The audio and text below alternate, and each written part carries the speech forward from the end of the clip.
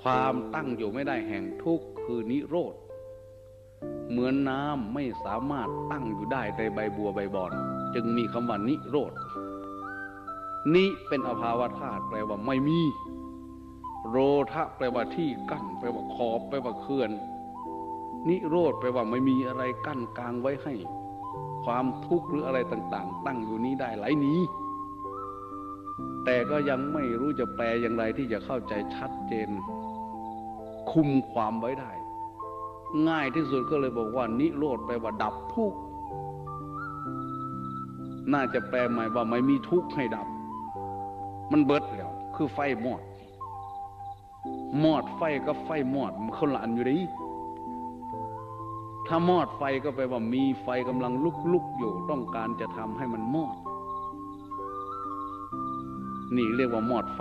ถ้าไฟมอดไม่มีอะไรจะให้มอดมันบ่มีมันเบิด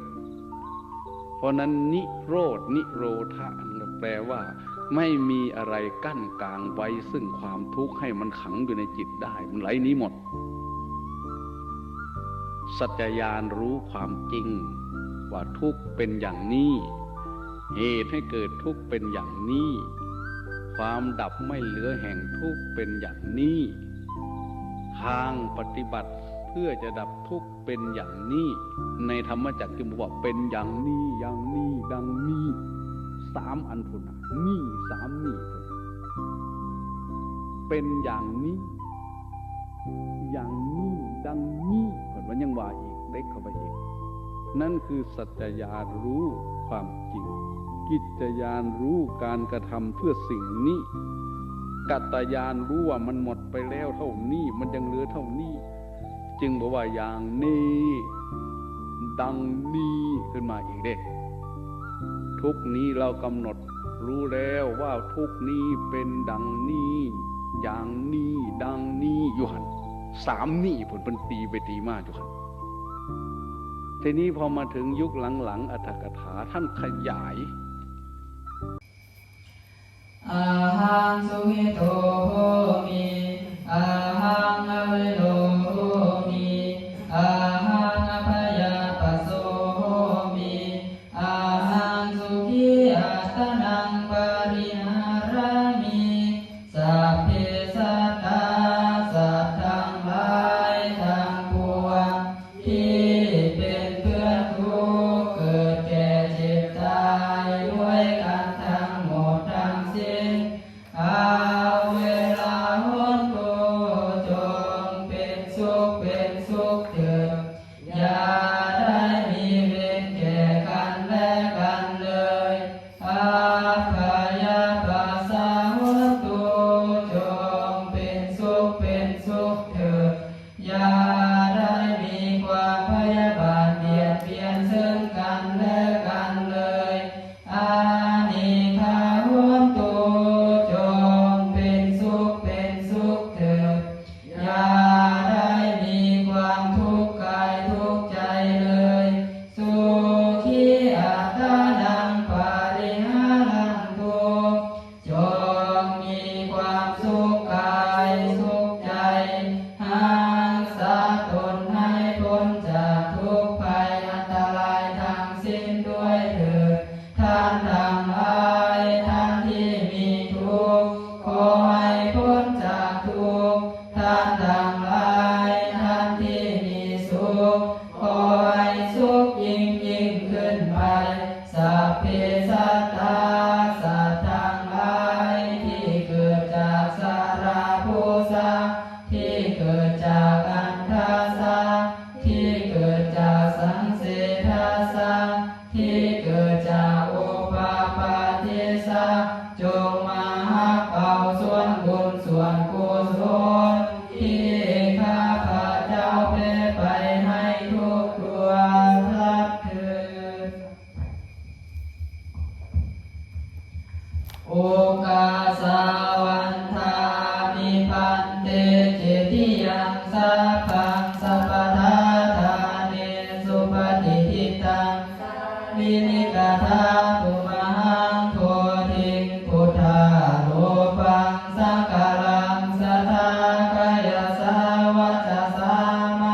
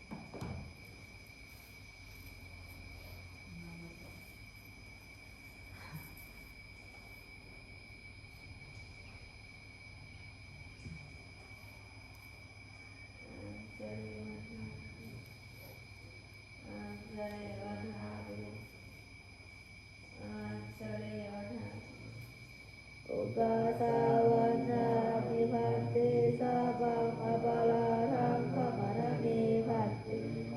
กตังปุญญังสามินาอนุโมทิตาบังสามินากตังปุญญังไมหังหาตังสาธุสาธุสาธุอนุโมทามิวันทานิพันติภคุปัสสะจาริเยสังโฆสัพพังอปาลาทังขมารณีเดมยังกตังปุญญังสามินาอนุโมทิตาบังสามินากตังปุญญังไมหังสาตาพังสาธุสาธุสา